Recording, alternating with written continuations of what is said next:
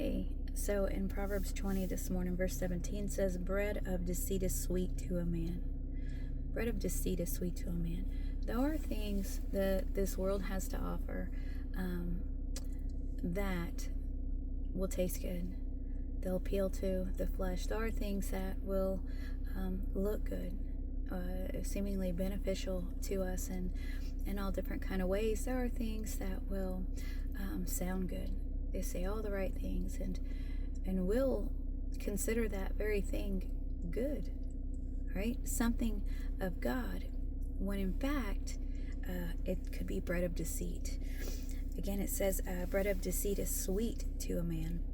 But what happens when we partake of that bread of deceit, when we're not wise to the tactics of the enemy, when we're not having wisdom, knowledge, and understanding of the truth in God's word, and when we're not wanting and willing to obey the Lord, and we're not testing the spirits, none of those things, what could happen? Well, I started, right, bread of deceit is sweet to a man. I began to think about the Garden of Eden, and we have Adam, Eve, and the serpent, and of course he questions Eve, the serpent does, and he begins to say, hey, shall you not eat of every tree of the garden? And she's like, yeah, we can eat of all of them except for this one, and we can't even touch it, which wasn't true, but nonetheless, here's what it says. When she saw that the tree was good for food, and that it was pleasant to the eyes, and a tree to be desired to make one wise, she took of the fruit thereof and did eat, and gave to her husband with her, and he did eat. And then it says their eyes were opened. But they were deceived. They were deceived because what their eyes were open to was the fact that they were naked. It was open to the fact that they had just done something wrong.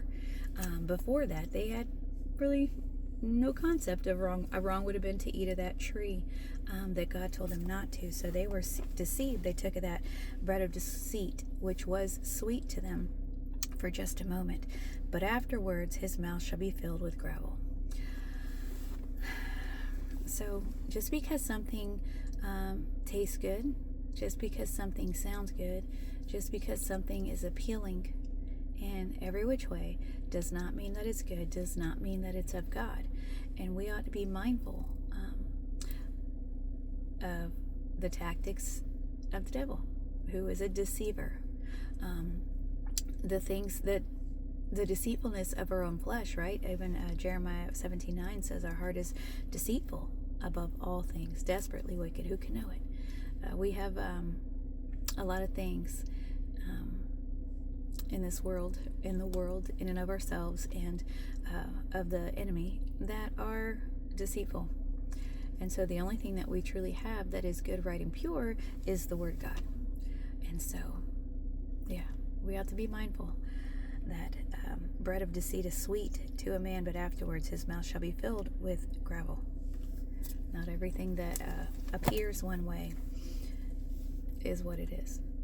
All right, be blessed.